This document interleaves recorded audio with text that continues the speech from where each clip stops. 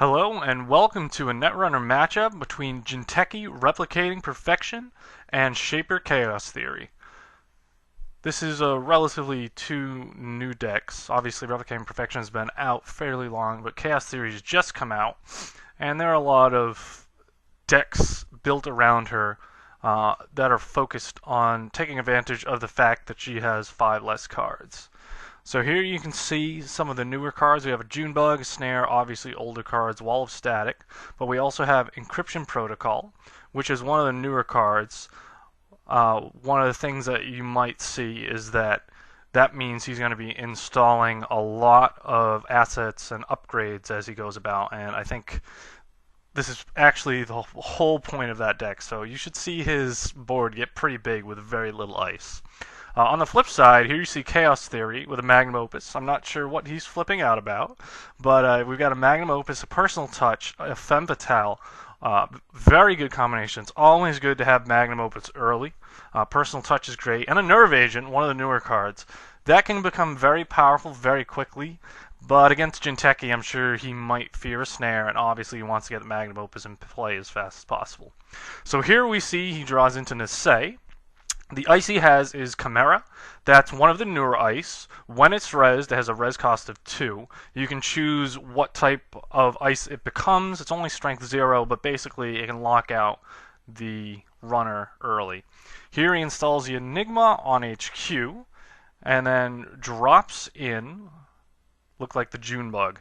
So now he's in a position where for the runner to get free runs on his remote servers, he has to run archives. So basically, although he doesn't have any ice there, it's costing him 1 credit to run anywhere. Well, in fact, 2 credits because of Magnum Opus to run anywhere.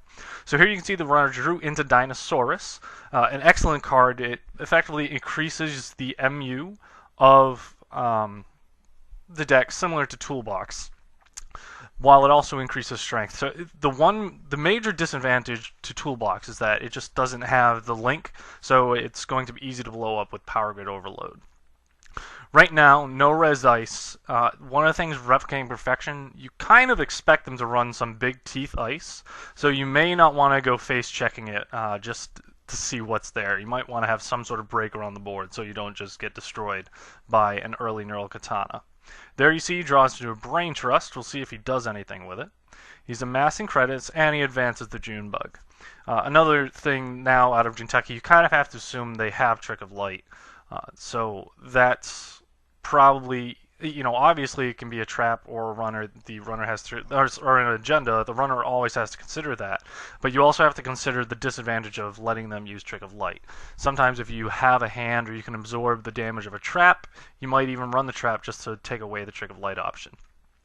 There you can see he has a Yogg, not a ton of credits, so he's debating what that trap is and if it's worth running. Probably assuming it's a trap because early game. You might try and sneak through an agenda, but with 2 advancement tokens, you never know. It's clearly set up for a Trick of Light for later if necessary. He doesn't have the best hand here either. He really doesn't have any breakers in the event that those are bigger ice. If he runs into a Wall of Thorns, he's just going to eat 2 net damage. If he runs into Neural Katana, he can play the Femme Fatale, but he doesn't know which ice to use it on, so it's somewhat of a waste. Here, the Corp draws into Wall of Static. We'll see if he plays on his servers, because while it's nice to have something defending, that first ice for Replicating Perfection, you want it to have teeth. You want it to be Neural Katana or Ichi, something that really wastes the runner's time. That way, they can't just run and then lets the first ice end the run. If you do that, it's the same as playing no ice as far as the ability is concerned. So he's not in a bad position. Has a couple of agendas he may try to score, but here you can see he's just taking credits.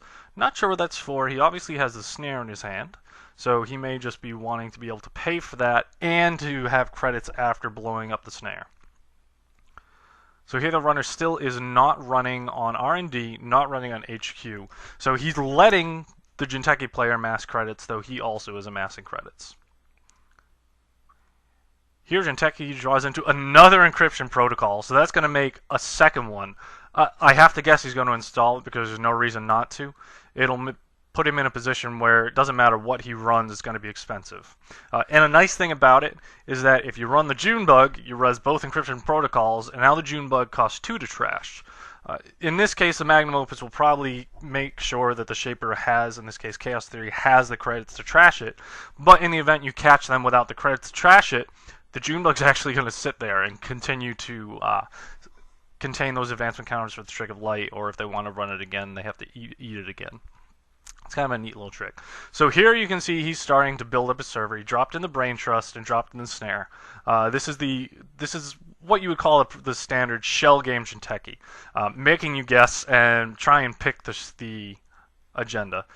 The benefit of it coming out of Replicating Perfection is you only have 3 chances per turn rather than 4 because you have to run one of the central servers. So his hand hasn't changed much. He's got a ton of credits, but he doesn't have much to do with them. I'm going to assume he's going to draw here, or no, he actually draws or drops the Femme Fatale. Now here's the question: what is he going to ice up? Oh, he chooses the HQ, so that means, yep, there's the Nerve Agent. Not much of a surprise there. I'm a little surprised he didn't put the Femme Fatale on Dinosaurus. That means it's not going to be Strength 4, so he's actually going to be paying in the event that he runs into a Neural Katana. And oh, that's an unfortunate to Femme Fatale on Enigma, because that costs 2 to bypass.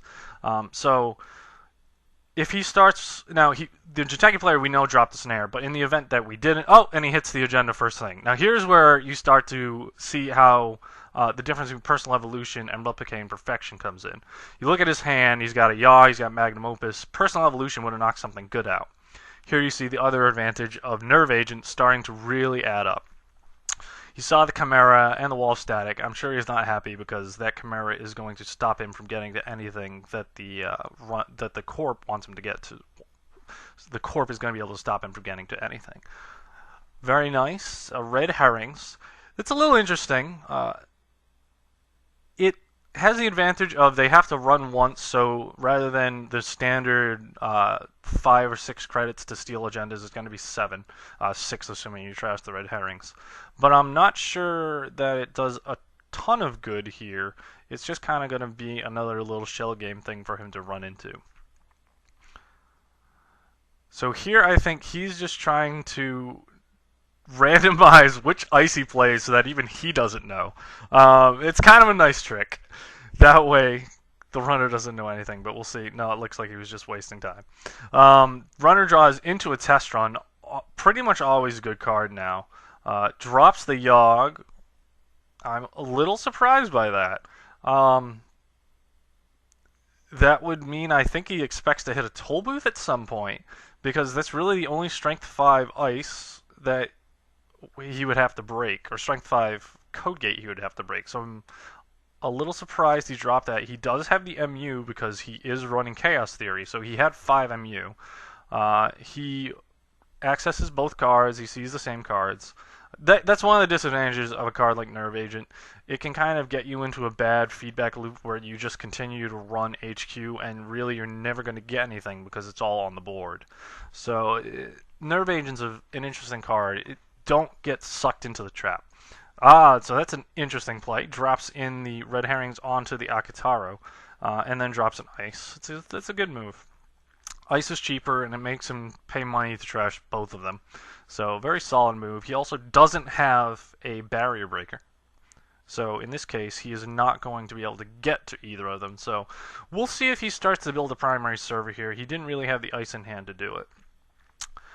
Now, at this point, that test run should probably be spent to go get, like, a Snowball, Gordian Blade, possibly. He has the Rabbit Hole, so he could actually play the Rabbit Hole, getting him the 3 credits so he could test run up the Zoo, but he already has the Code Gate Breaker, so it doesn't really make sense. So he really is probably in a position where he should test run the Snowball so he can get that Barrier Breaker in and fill out his Breaker suite. Back to the Corp here. Let's see if he, finally scores the Brain Trust. I even forgot that was there for a while. That's just a quick, simple move. You know, he didn't have a hand to deal with, so quick 2 points. Didn't try and sneak it through with any tokens on it, so he doesn't really have any ice.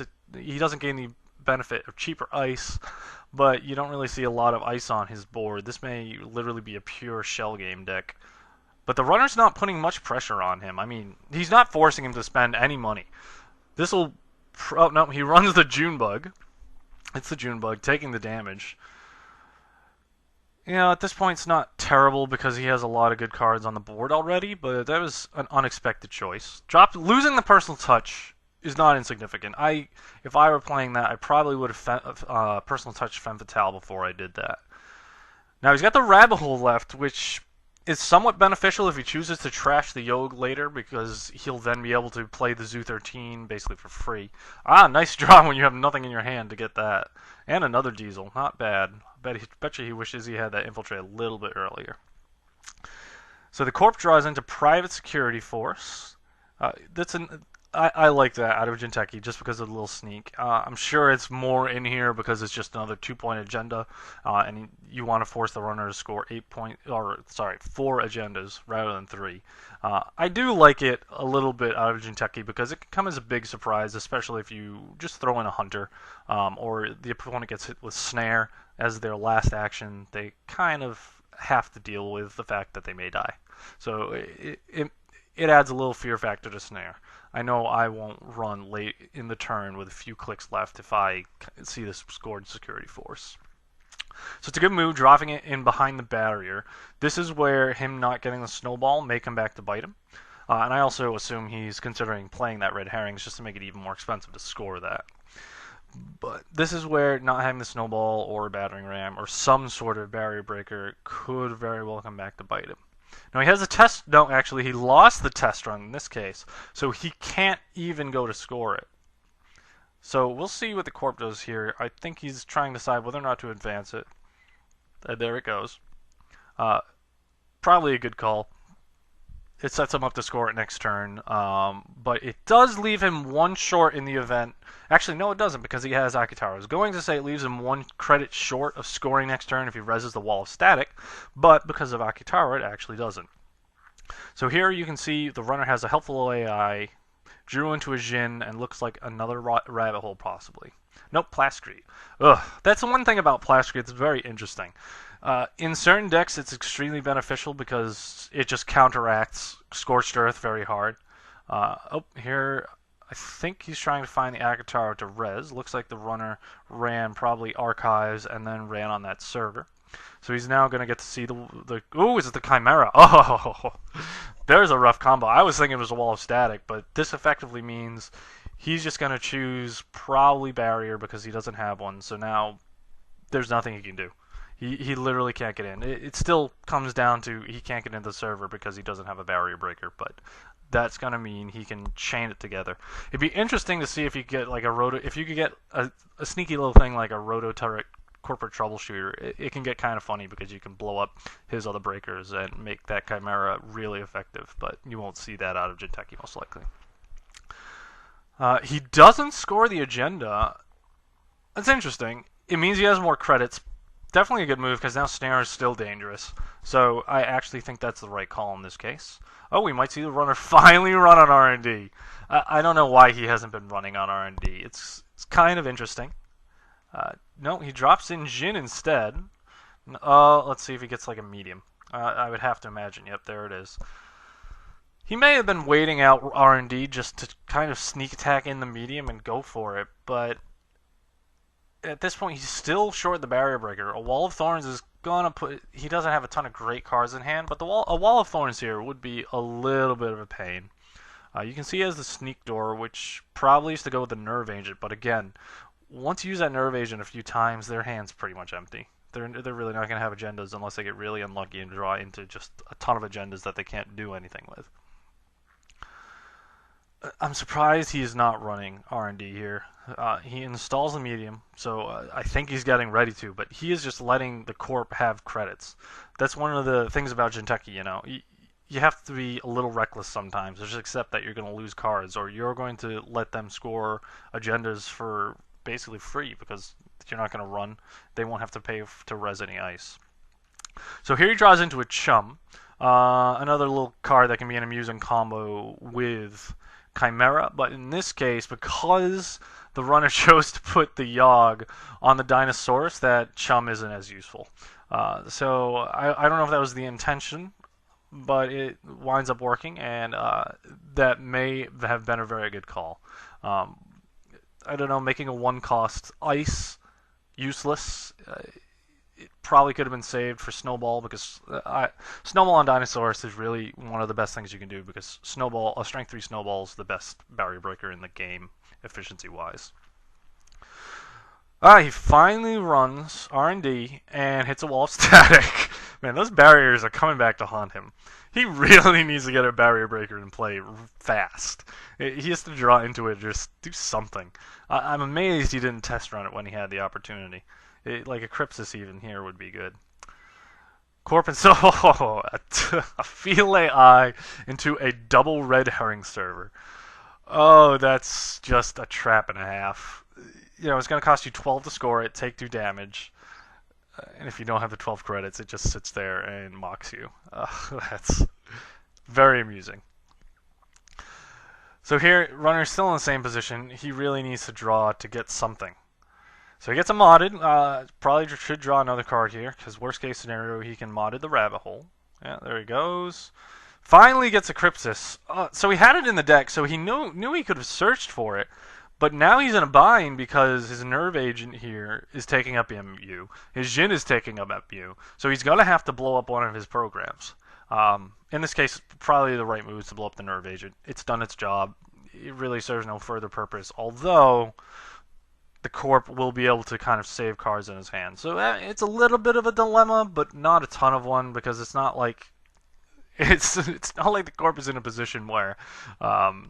having cards in his hand is going to hurt him all that much. He's just got a bunch of stuff face down on the board to begin with.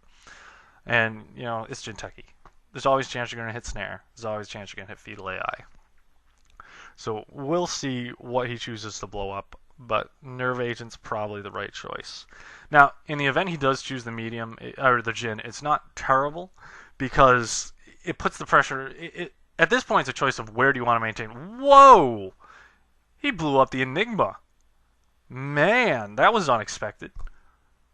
Or, sorry, the Femme Fatale. I mean, obviously it was on the Enigma. Okay.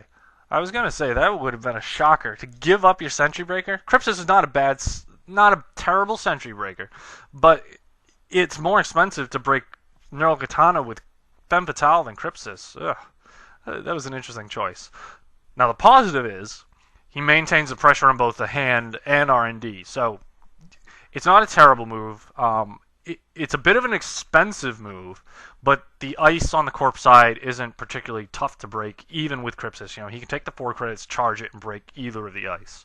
So just a surprising move. So we'll see what he draws into here. And it's a marked accounts. I'm surprised the marked accounts.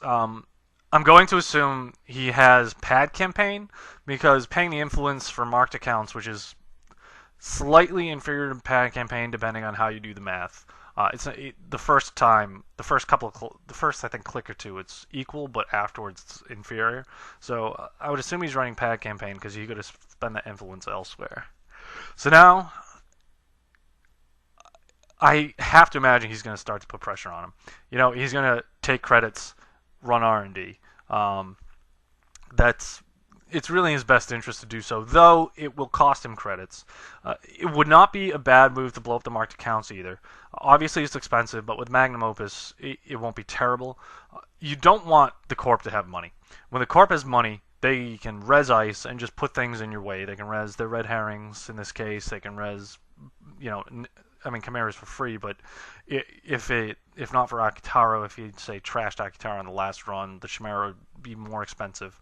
So it would not be bad to trash the marked accounts. You really don't want the Corp to have any sort of resources if you have the ability to spend minimal actions to blow up their resources. I'm going to guess he's going to run R&D here. That's pretty much his best move. Doesn't cost him a ton of credits, and it'll start to charge up his medium. And instead he runs HQ. Let's see. Looks like he might be changing his mind. That would have been different. He might install the Helpful AI first, though that doesn't really make a ton of sense. Now he draws a Personal Touch. it's tough. Personal touch is not going to do a ton for him here. So let's see. He looks like he's now actually running. So he sees a Chimera, a Chum, and a Wall of Static. And there it is. Nerve Agent does nothing again, just wastes some time. I'm not saying Nerve Agent's a bad card, just you can waste time using it. It would have been better served to run R&D where he would have been able to dictate, you're not drawing an agenda, in the case that he saw one. Now on the bright side, he can run, there it is, Pad Campaign. Like I said, got to run Pad Campaign if you're going to run marked accounts, because marked accounts just supplements Pad Campaign. So that was a good move. Obviously, the run on HQ was free, so it wasn't terrible, but it wasn't great either. It was a waste of an action. He could have gotten 2 credits for it. So obviously he knows that he drew into Pad Campaign. Whatever card he threw down is obviously the Pad Campaign. He installs an Ice, because now this is where Chaos Theory is starting to put pressure on R&D. So those R&D runs are going to start to matter. Second Wall of Static. No, that's rough. That is the disadvantage of Crypsis, and is the reason he needed to get a Snowball a little bit earlier. I feel like a Snowball would have dramatically changed this game just by the simple fact of he would have had a full Breaker Suite. So we'll see if he does what he does here. I have a feeling he's going to personal touch the Crypsis. It's not terrible, but it's also somewhat of a waste. You really want to get the Snowball and personal touch the Snowball, because then those Wall of Statics are a joke to break. A Strength 2 Snowball is literally better than a Corroder. I don't know if that's something that's been recognized yet by overall the community, especially in my group, but a Strength 2 Snowball is literally better than a Corroder because it does have some strength retention. So here he charges the Crypsis. We'll see if he tries to run R&D again, or if he runs HQ again. If he runs HQ, I'd be shocked. He knows there's nothing in there because he installed the Pad Campaign and didn't draw any cards. So I would hope he doesn't run HQ.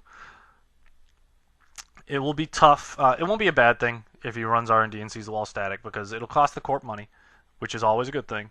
And it won't cost him anything because he doesn't have to break the Wall Static, because it's only an end run. You just bounce off and you shrug and amass some more credits next turn. So there he spends the action. I assume he's not going to break, and I think it's going to go to the Corp turn. He's considering something here. We'll see what. It's not a ton he can do. Yeah, okay, so he's just considering what to do with the final action. Draws a card, passes it over to the Corp. Corp raises the Pad Campaign. So, see, here's the problem you get.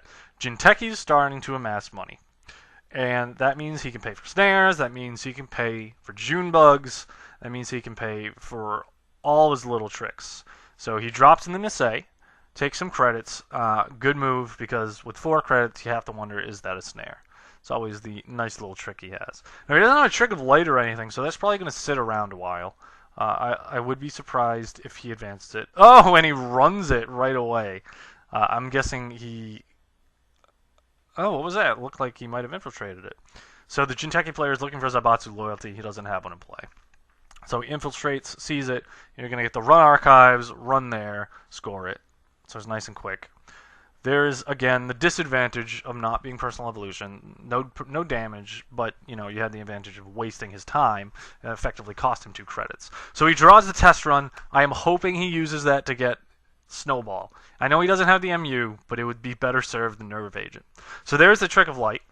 I don't think he has any traps left, in all irony, to advance, so I don't know that he's actually going to get to use that. That's one of the... Oh, so it looks like he does. That's the Fetal AI, so that's a good move. That's the advantage of having Ice Walls and Shadows. You can advance them. They're not traps. No one's going to run on them and blow it up. You're not going to lose your advancement tokens to an aggressive runner. So here he's trying to decide, I assume, whether or not to run that. I'm still of the opinion he should go get Snowball and get rid of that Nerve Agent. But he has the Crypsis, so obviously he can get through the Chimera no matter what. It's really a debate of, is that card going to do a lot of damage, or can he just run there and not worry about it? We know there are 2 red herrings there, and that's a Fetal AI. So in the event he does run there, that's going to do a ton of damage. It's going to cost him some credits, to break the Chimera and a Crypsis token. So I mean that's going to cost him the equivalent of 3 credits, and then he's going to get hit with damage and be unable to steal it. I would assume he'll trash stuff. Oh, it looks like he test run the snowball. There it goes. All right, now if only he had a Sentry Breaker, he could actually break that Chimera. I'm a little surprised by that. Nerve Agent's still putting pressure on the corpse hand, so he does have to do things like play agendas, put agendas into play to take the risk, because they're going to get swiped out of the hand guaranteed, assuming he runs. But now he's vulnerable to Neural Katana and Chimera, so that was somewhat of an unexpected play from my perspective. So we'll see what he draws. Draws into the Neural Katana. Oh, that's just irony. That's just irony. Let's see what he does with that. I don't think he'll put it on Archives, because at this point it'd be better just to put... Oh, he's going to put it... Looks like he might put it on R&D. Not a bad move. Not a bad move at all. You'll notice the snowball went out of play because the test run put it back on top. So I'm somewhat surprised he didn't put it on Archives, but at the same time, the runner's more likely to run R&D because of Medium, and he has no Sentry Breaker, so ouch. We'll see. He has to. His best move is to draw and install that snowball right away. That may not be his best move, but it's a good move in this case. The personal touch he should drop on the snowball, because obviously it'll cost him 3 credits to break the wall of statics instead of 5. So let's see what he does. Draws another card. Ooh, a Gordian Blade. A little bit overkill with the Yogg. He hasn't seen anything big. There goes the snowball. He doesn't have a ton of credits here, which is going to be a disadvantage for him.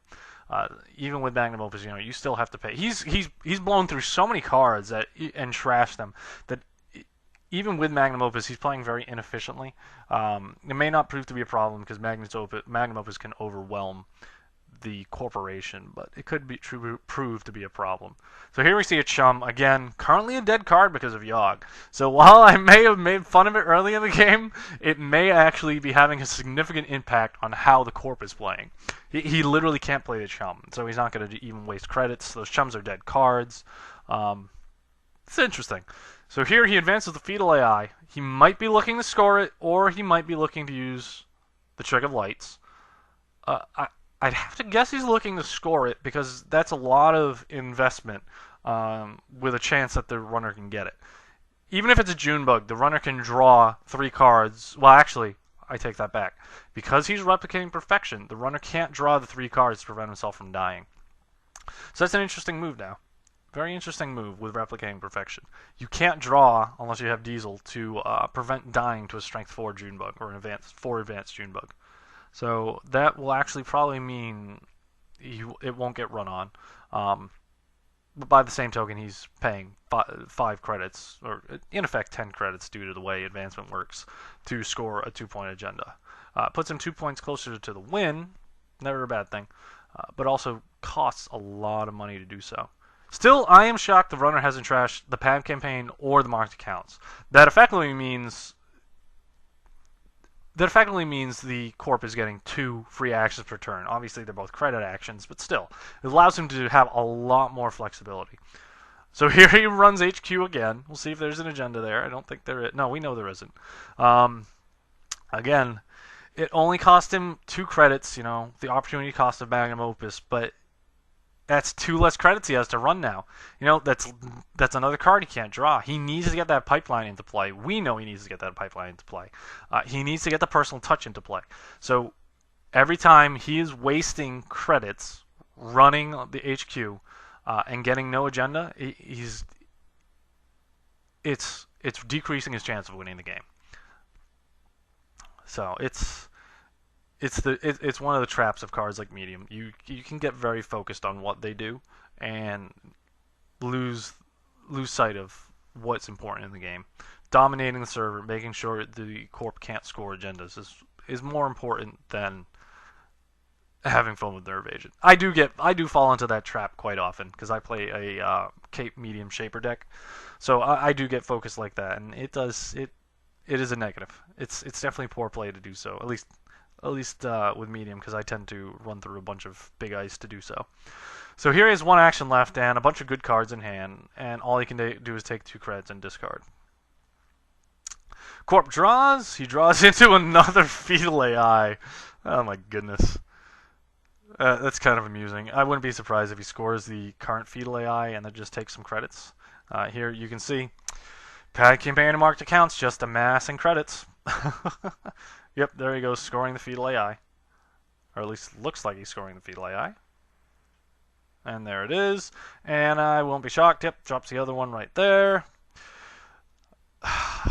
Man, that is one impressive server right now.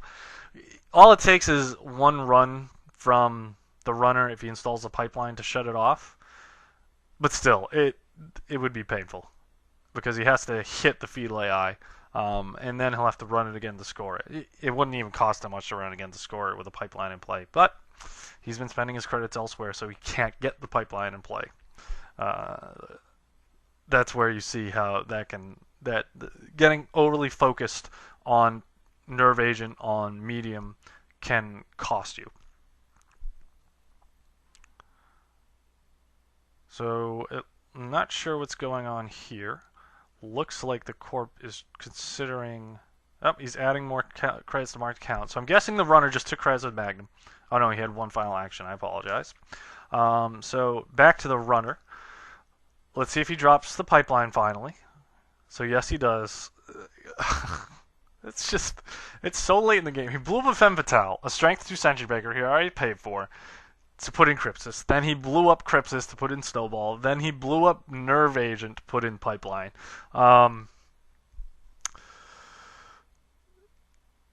That's a lot of credits wasted. Putting in the Crypsis wasn't a bad move.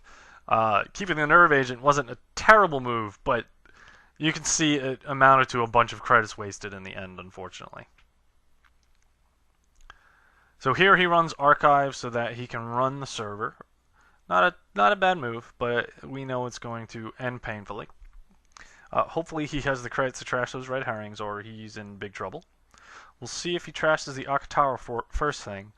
Generally, you want... Well, depends on what your priority is. But generally, I like to access unknown assets because if they're more dangerous than the known asset, you may run out of money to trash the known asset. So here he actually reses one of the red herrings because the runner doesn't have enough money to score the agenda. And and there come the encryption protocols, finally entering the game. So he sees a fetal AI. He's going to take 2 damage guaranteed. He also will have to pay 7 credits to steal the agenda, and it will cost him 3 credits to trash red herrings and 4 credits to trash Akitaro. He accesses the other red herrings. I'm surprised he didn't trash the resed one, although he may just be looking at this. Again, it's going to cost him 3 to trash it, which is just... That's rough. Especially... Ooh! He trashed the unresed red herrings. That was a surprise. That basically saved the corp a credit because he could have res that. He would have had to pay to res that at a later time. So instead of trashing the res red herrings, which the corp had already paid for, he trashed the unresed. Different. Corp draws into a Wall of Thorns. Not sure it has a lot of significance here. He might drop it onto the server just because it's kind of big. He didn't. You'll notice Chimera still res. That's actually a play mistake. Chimera dereses at the end of each of the runner's turn. It may even say it at the end of every turn, but in this case, it should have deresed. Let's see if he decides to play that Wall of Thorns over the Chimera.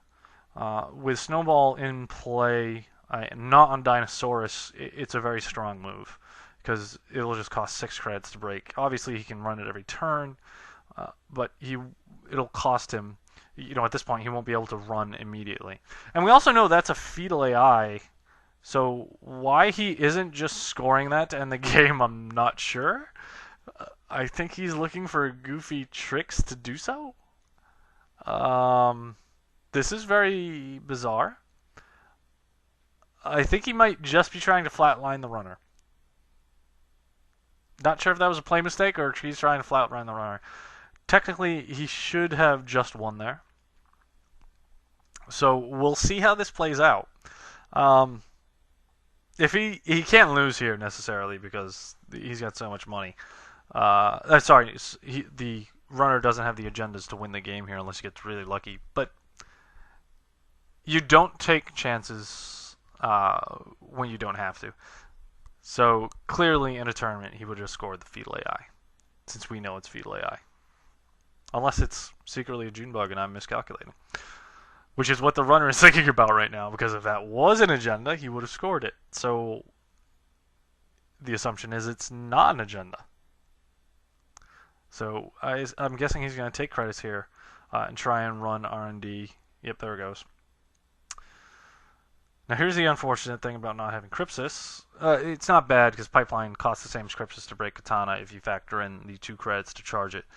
But it's just... he waited a long time to make...